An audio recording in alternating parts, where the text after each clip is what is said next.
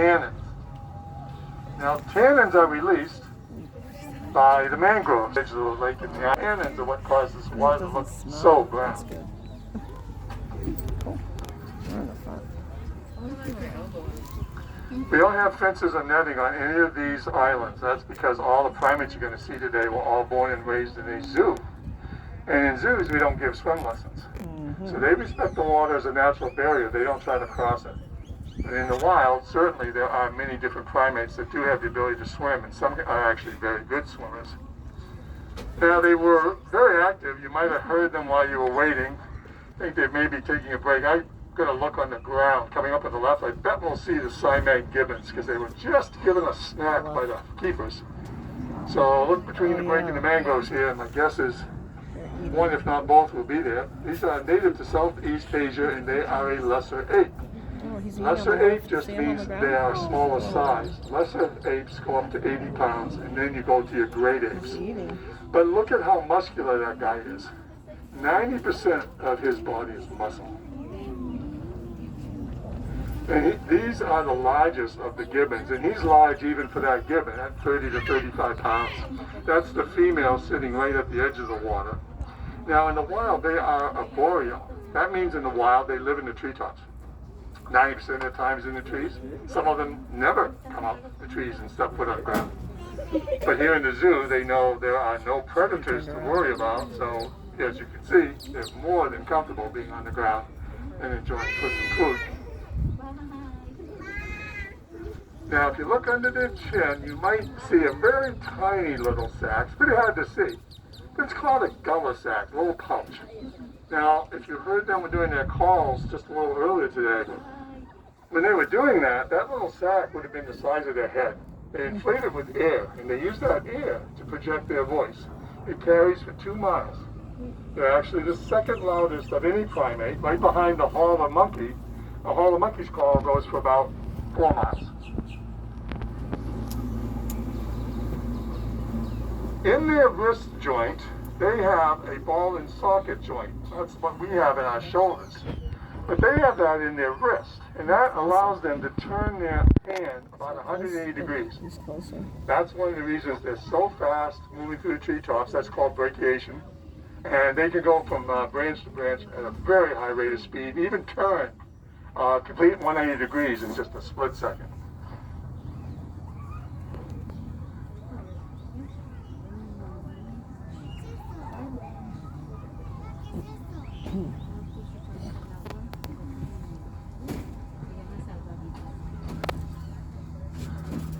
Just a few moments ago, the keepers were shifting their back to this other island as they were doing things.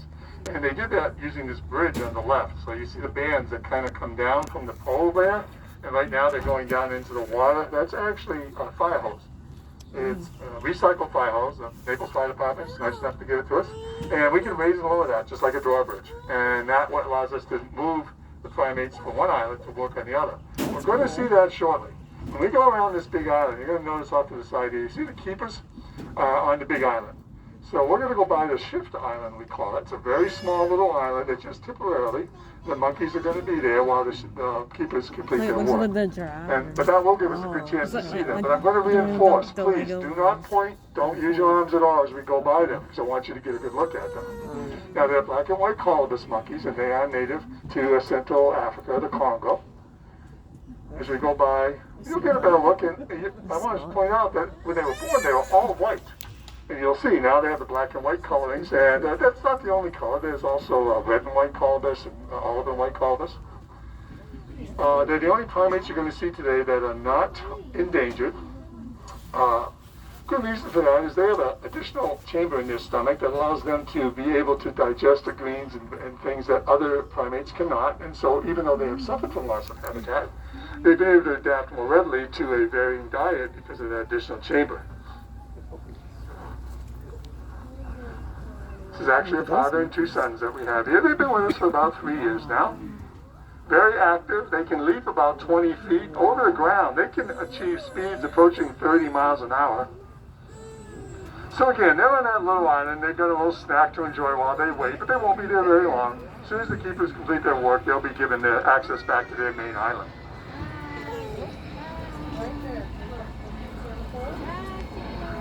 Now, comatose means mutilated one, and that's a name given to them when it was noticed they don't have fully developed thumbs. Okay, you're in my face.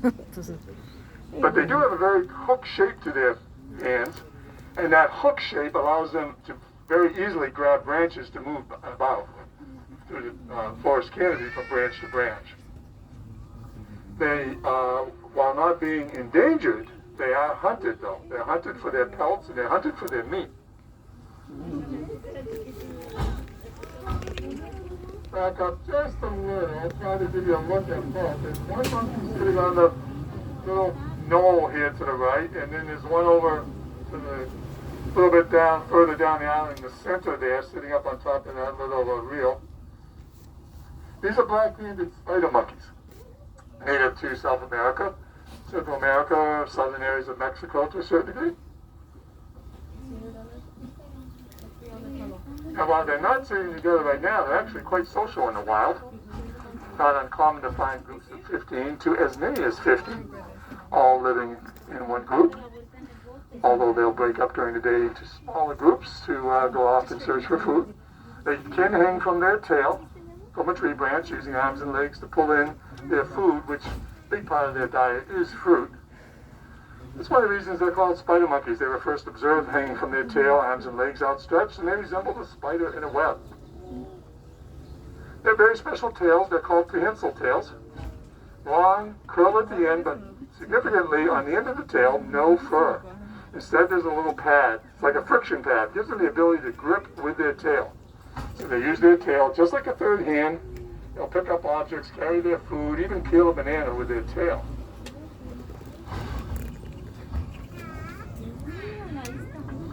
One other thing about the spider monkeys is, in the wild, a son will often not leave his mother throughout her whole life.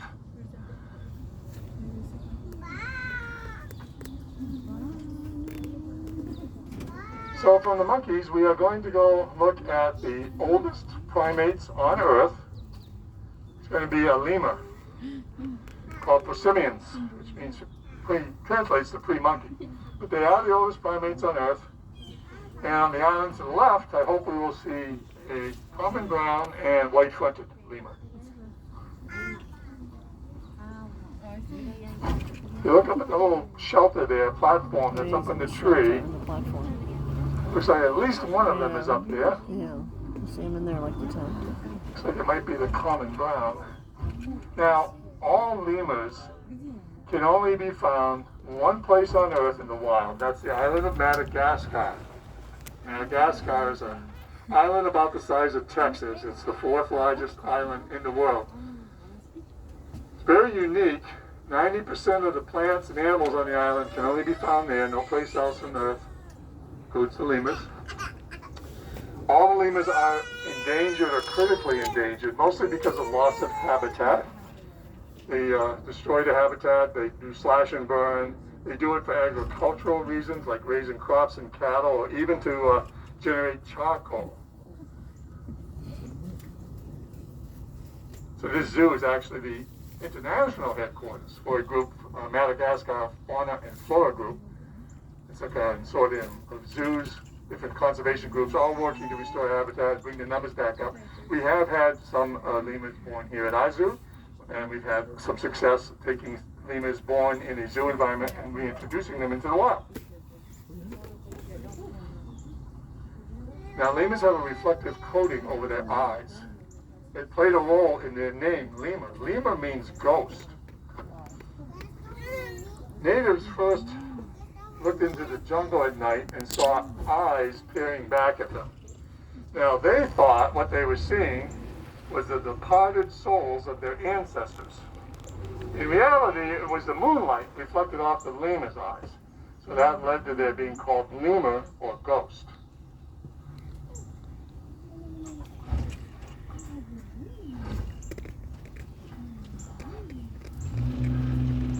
They do share one characteristic with the household dogs. They have a wet nose, just like a dog does. And if you have blue eyes, you share something with the lemurs, because lemurs are the only other primate, other than us, that can have blue eyes.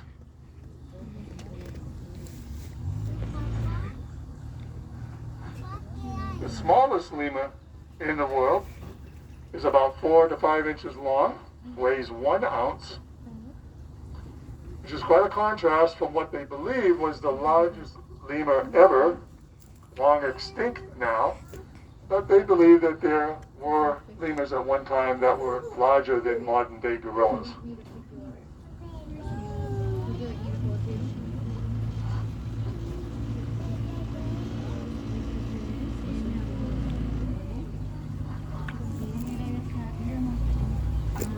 As we move forward, the other island that's going to be coming up on the left, if you look inside the little shelter, right at the door, you might catch a glimpse of the red-collared lemur. This is a male-female pair. You know, the zoo does participate in the Save Species program. This is a male-female pair, and perhaps someday we will have a little lemur. Oh yeah, I see them in there. See them in the green inside. Oh. What is it? Inside now, so pretty hard to see. Very dark colored brown. Look off the right forward boat. So off to the right, go forward the boat, and you will see some more lemurs. These are the largest of lemurs. These are red ruff lemurs. So there's one up in the ring, I believe. There's another one hanging a little further down. You see very dark, rich coat, red color. I thought he fell in the water. And also, if you look off to the right, let me back up a little bit, you'll see how they move the monkeys across the bridge. They're moving them back from the shift island onto their main island, and that's how they do that.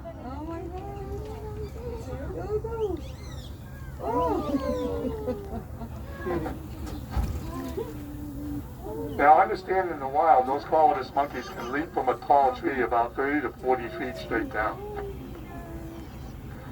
So we'll go over and look at the red ruffed. There are 3 of them. All of these red ruffed, all 3 of them were born here at our zoo. One of the only lemurs that can hang by their tail. They make a horrendous sound when they're calling out. It sounds like the biggest fight you've ever heard. They actually get along well. And they're one of the only lemurs where neither the male or female is dominant. They sort of share that role.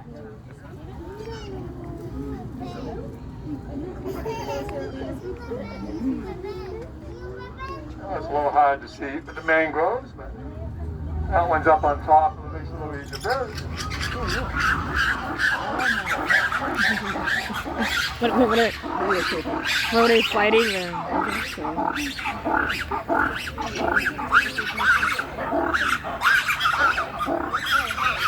Because the ducks are there, I think. Like I said, it sounds like they're in the biggest fight you've ever heard. But actually, as you can see, there's no fighting at all going on. That is their normal calling.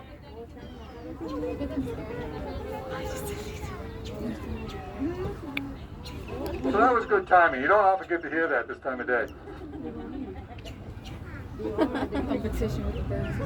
Maybe they got scared because of the ducks. Could be.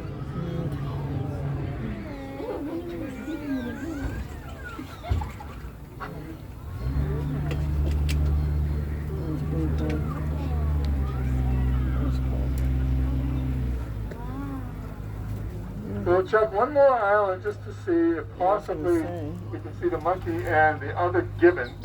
So it's a smaller gibbon, buff-cheeked gibbon that's on this island off to the left.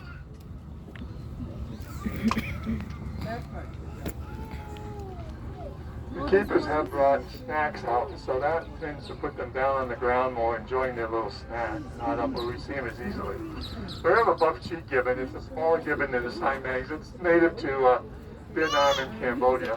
And then we do have another spider monkey. The important thing about the spider monkey, for us at least, is in the wild, the spider monkey will live to be about 20 or 25 years old. And we have a spider monkey here that's 47 years old. So if you look through the cut in the mangroves towards the back where that dome-shaped shelter is, I thought I saw one of them moving back there.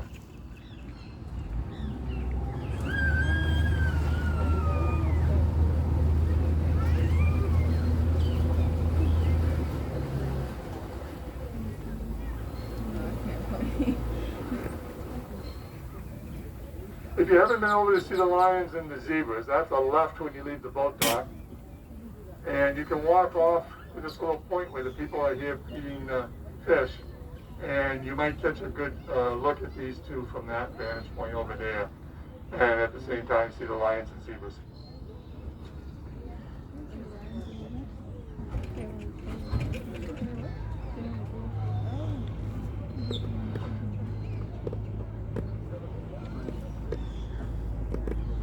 Okay, we're going to head back to the dock. I'm going to ask again, be sure the arms and elbows are well inside the boat as we approach Oh, wait. the dock.